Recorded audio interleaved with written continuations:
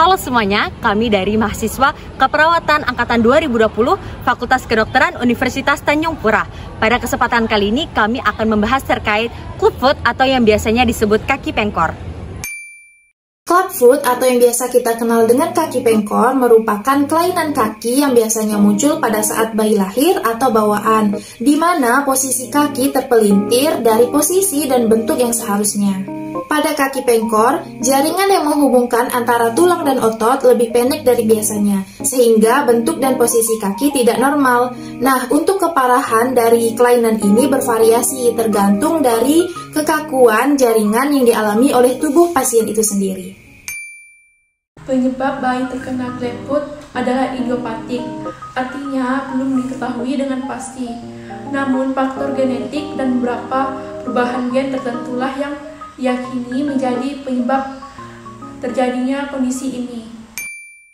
Nah, gejala utama dari clubfoot ini adalah kaki dan pergelangan kaki bayi yang bengkok ke dalam. Hal ini dapat terjadi pada salah satu atau kedua kaki. Selain itu, gejala lain dari clubfoot yang umum terjadi diantaranya yang pertama, otot betis pada bagian kaki yang terkena clubfoot tidak dapat berkembang secara optimal. Yang kedua, kaku pada pergelangan kaki. Yang ketiga, tumit berukuran kecil. Yang keempat, kaki berputar dengan sangat parah dan terbalik. Yang kelima, terbatasnya pergerakan kaki. Dan yang keenam, kaku dan nyeri pada pergelangan kaki saat usianya semakin bertambah. Oke, baik. Selanjutnya yaitu faktor risiko. Nah, yang pertama yaitu adalah keturunan. Ketika orang tua atau anak-anak yang mengalami clubfoot, nah kemungkinan besar ini akan menurunkan clubfoot itu sendiri kepada generasi selanjutnya. Baik, yang kedua yaitu faktor dari bawaan. Beberapa kasus clubfoot ini sendiri dikaitkan dengan kelainan kerangka bawaan pada bayi ketika sedang di dalam kandungan. Yang ketiga yaitu lingkungan. Merokok ketika masa kehamilan itu dapat meningkatkan secara signifikan bayi mengalami clubfoot itu sendiri. Nah, yang keempat yaitu kekurangan air ketuban.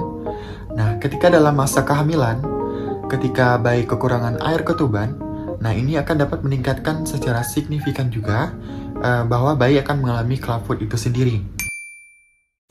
Penanganan sedini mungkin diharapkan dilakukan pada anak agar meningkatkan peluang bentuk kaki kembali normal dan tidak timbul masalah nyeri tanpa operasi atau dengan operasi minimal. Periode optimal untuk mulai dilakukan penanganan pada kelainan kaki pengkor adalah 1-2 minggu setelah kelahiran. Yang pertama ada pemasangan gips.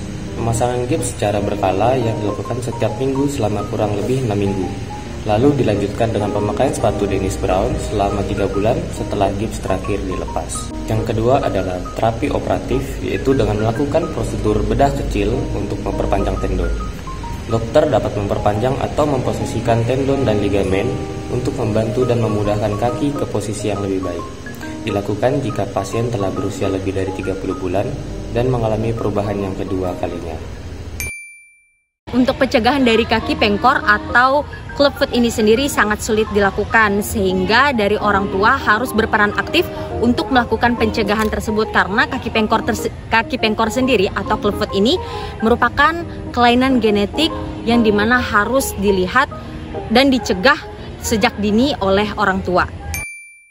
Untuk asuhan keperawatannya sendiri, setelah dilakukan pengkajian terhadap pasien mulai dari biodata pasien, keluhan utama pasien, kemudian riwayat natal, antenatal, dan postnatal, riwayat penyakit terdahulu, riwayat penyakit sekarang, riwayat imunisasi, riwayat pertumbuhan dan perkembangan, pola kesehatan keluarga, dan dilakukannya pemeriksaan fisik, maka diagnosa yang dapat ditegakkan yang pertama, gangguan mobilitas fisik berhubungan dengan gangguan muskuloskeletal, kemudian gangguan integritas kulit atau jaringan, berhubungan dengan perubahan sirkulasi, dan gangguan citra tubuh berhubungan dengan perubahan bentuk tubuh.